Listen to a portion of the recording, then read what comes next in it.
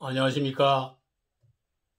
이동환 TV입니다. 오늘은 국내 팬덤이 더 무섭다는 이야기를 하고자 합니다. 구독 꼭 눌러주시기 바랍니다. 조 바이든 미국 대통령 당선인의 대선 확정을 위하여 1월 6일 워싱턴 연방의회에서 상하원 합동회의가 열렸습니다. 이날 도널드 트럼프 대통령 지지자들이 의사당으로 난입하여 의회가 일시 중단되고 이 과정에서 4명이 사망하고 50여 명이 체포되는 초유의 사태가 일어났습니다.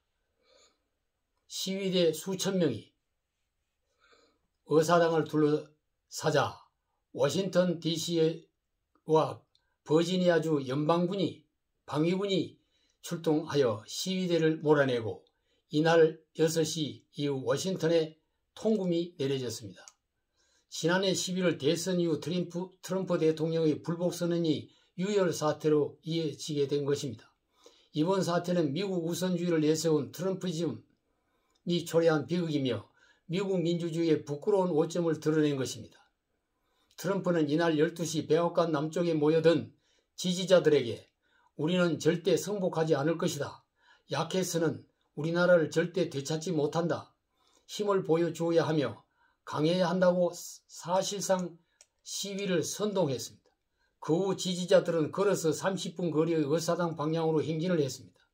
시위대원 중 무기를 소지한 사람 10명이 적발됐으며 의사당 주변에서 폭발물과 주차된 차 안에서 화염병이 발견됐습니다. 공화당 소속 전 대통령 조지 부시는 대선 뒤 이어진 일부 정치 지도자들의 무모한 행동에 소름이 끼친다. 민주공화국이 아니라 바나나 공화국이다 라고 말했습니다. 빌 클린턴 전 대통령은 오늘 폭력은 자신이 패배로 끝난 대선 결과를 뒤집으려는 도널드 트럼프 열성 지지자들, 의회에 있는 많은 이가 불을 붙였다고 비판했습니다. 버락 오바마 전 대통령도 역사는 오늘 현직 대통령이 선동해 의사당에서 벌어진 폭력을 똑똑히 기억할 것이라고 비난했습니다. 트럼프의 선거 전략은 편을 가르는 철저한 분리주의였습니다. 백인들의 인종차별 의식을 자극하고 소외된 저소득층의 분노를 이용했습니다. 이 같은 전략으로 7,400만 표 이상을 득표해 유례없는 기록을 세웠습니다. 선거 후 패배를 인정하지 않아 미국 사회의 이념과 인종, 불평등에 대한 갈등은 고조되고 나라는 적대적인 두 세력으로 갈라졌습니다. 트럼프 열성 지지자들은 광신자처럼 트럼프 바가 되어 의사당을 쳐들어간 것입니다. 정치가를 광신자처럼 따르는 팬덤은 우리나라에도 많이 있습니다.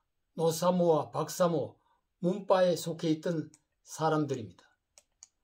정치인이 선거에서 승리하기 위해 목숨을 걸고 따르는 열성 지지자들을 만듭니다. 반공의식을 고취시키고 반일 감정을 부추기고 재벌을 타도하고 금수저를 정오하게 합니다. 이 집단에 빠지고 나면 이성은 없고 감성만 가지고 있는 무리가 되고 맙니다. 일방적인 정보의 편식으로 객관적인 판단을 하지 못하고 지지자에 대한 절대 충성과 반대 세력에 대한 적개심에 불타게 합니다. 그 적개심에 불을 지르는 사건이 터지고 그 수령이 침묵을 하거나 상징적인 표현으로 전진을 암시하면 일시에 투신하여 폭탄처럼 터지게 됩니다.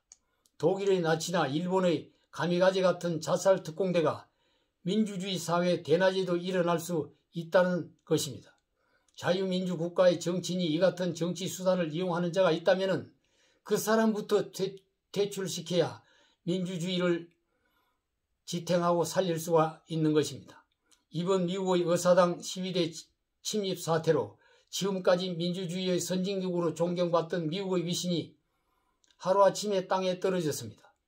미국을 다시 존경받게 하겠다고 한 바이든이 대통령에 취임한 후에도 갈라진 미국을 원상복귀하기가 쉽지 않을 것 같습니다.